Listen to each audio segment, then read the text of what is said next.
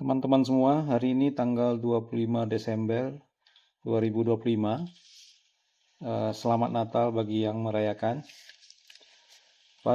Pada video kali ini kembali saya akan membahas terkait dengan chat pattern ya.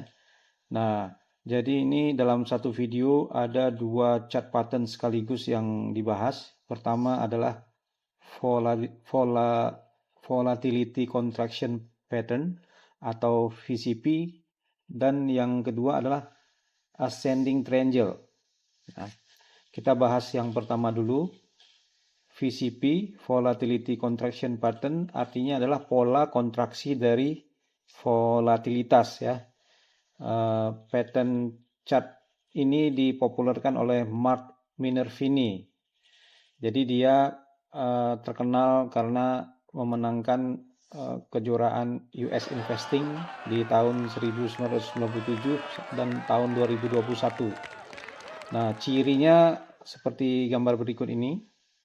Nah, ini kalau kita lihat gambar ini ada serangkaian volatility yang makin lama makin mengecil ya. Ini ada volatilitas pertama, kemudian volatilitas kedua, dan yang ketiga. Jadi jarak volatilitasnya makin lama makin menyempit. Terus volumenya juga di awal itu tinggi, kemudian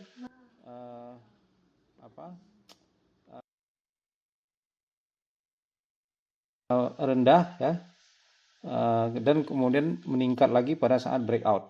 Nah, kemudian juga ciri berikutnya adalah harga membentuk higher low, range-nya makin menyempit. Kemudian terjadi breakout saat harga menembus level resisten terakhir disertai volume yang kuat. Dari beberapa saham saya mendapat chart ciri pattern ini di saham Unilever ya. Nah, kalau kita lihat ini ada saham Unilever yang weekly. Weekly ini membentuk seperti yang dicirikan tadi. Nah, kalau saya gambarkan ya, ini ada volatilitas pertama, kedua, kemudian yang ketiga. Nih, makin mengecil. Kalau kita tarik trendline, maka itu akan ada di sini ya. Nah, kemudian dia breakout di sini. Nah, kemudian kita bisa lihat volume nih. Ini ada volumenya. Volumenya ini pertama tinggi di ini, tinggi, kemudian turun di sini. Kemudian sama yang lingkaran kedua atau kontraksi kedua, turun tinggi sampai di sini ya. Kemudian yang satu lagi juga di sini turun. Nah, jadi secara keseluruhan dia turun sampai di sini. Kemudian dia breakout. Pas breakout, volumenya naik lagi ya. Ini titik breakout, sejajar sama ini. Nah, ini breakout. Di sini breakout. Nah, jadi inilah pada chart Unilever ini yang weekly sudah terjadi, itu mulai pembentukannya di akhir tahun lalu ya, 2024, sampai breakout di Oktober 25. Jadi setahun. Kalau kita bilang setahun kejadiannya. Dan breakout kemarin terjadi di 20 Oktober 2025. Nah, kemudian apa selanjutnya? Ini kan berarti sudah lewat. Sudah lewat sejak Oktober, artinya November, Desember, sudah 2 bulan. selanjutnya apa? Nah, jadi kalau lihat chart ini memang momentum di Oktober itu kita udah lewat momennya. Tapi yang menarik di sini adalah biasa setelah terjadi breakout itu ada namanya pullback atau eh, rehat sejenak. Nah, untuk melanjutkan rally ya. Nah, kalau dilihat dari apa pergerakan harga, harusnya di sini.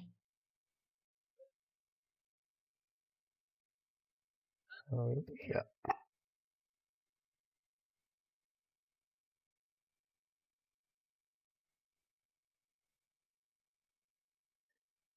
Maka target biasanya itu ya belum tercapai, masih setengah jalan gitu. Jadi masih bisa masuk di sini dan yang lebih menarik di sini adalah dia ini membentuk lagi pola yang seperti di awal tadi saya sebutkan ascending triangle ya. Gambarannya seperti ini. Ini di sini ya. Ya. Terus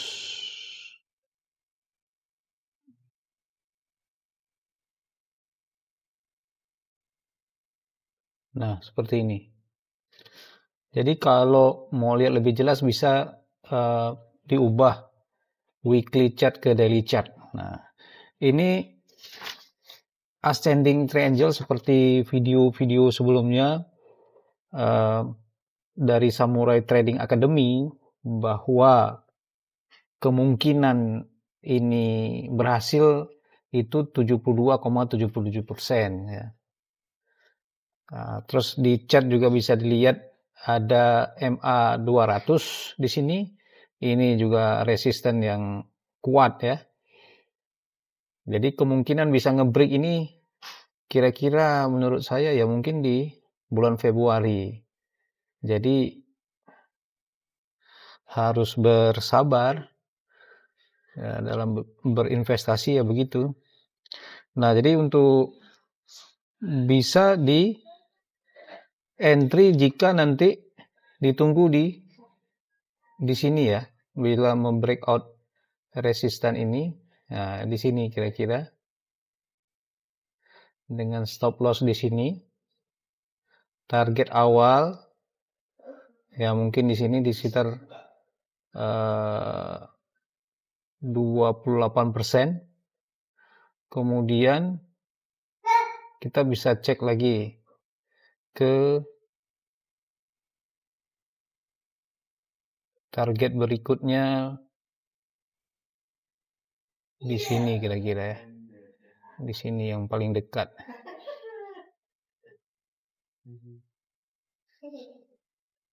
Nah, atau 86% dari entry di awalnya jika breakout resistance ini atau descending triangle-nya breakout dipasang di buy stop di 2890.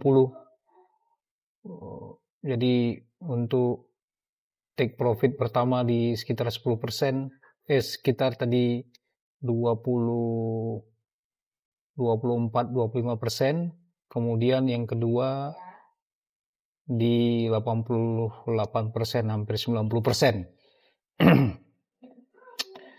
Jadi begitulah ya ide dari investasi ini, mau entry di Unilever. Kemudian kita perlu juga cek selain ada peluang dari chart pattern, kesehatan finansialnya bagaimana di si Unilever ini. Dari referensi yang saya baca, saya lihat di Simplify Wall Street itu ada 6 checklist ya. Dia 1 checklist yang gagal, 5 yang sukses. Artinya ini sangat sehat perusahaannya secara finansial. Untuk short term liabilities atau utang jangka pendek ini tidak bisa tercover ya, tetapi untuk long term liabilities dia oke. Kemudian level hutangnya itu cuma 2,1% ya, termasuk yang memuaskan. Kemudian pengurangan hutang itu juga 5 tahun terakhir itu dari 30,5% berkurang jadi 28,3%. Kemudian by operating cash flow debt coverage-nya bisa sampai 456,1%. Saya sangat bagus ya. Kemudian interest coverage ya, bayar bunga gitu. Itu juga well covered ya, by EBIT sampai 42,1 kali covered. Jadi ini sangat sehat, sangat layak perusahaan ini. Ini perusahaan sangat besar. Biasanya Unilever tuh suka beli-beli perusahaan lokal yang produknya baik ya. Kita di Indonesia kita tahu pernah beli produk teh Sariwangi kalau nggak salah. Itu akhirnya dimiliki oleh Unilever. Kemudian kecap Bango itu dibeli juga Unilever. Jadi Unilever ini perusahaan global di mana-mana dia beroperasi. Jika ada produk lokal di satu negara bagus, dia beli. Jadi perusahaan ini sangat gede, besar ya. Jadi modalnya kuat. Jadi ini baik dan mungkin setelah breakout resisten dari ascending triangle ini breakout bisa masuk kira-kira ya mungkin di Februari, maka bisa jadi ini jadi bagger, bahkan multi bagger ya menurut analisa saya setelah sekian lama terus turun terus harganya ya. Nah, demikian bahasan chart pattern kali ini. Sampai bertemu di video selanjutnya.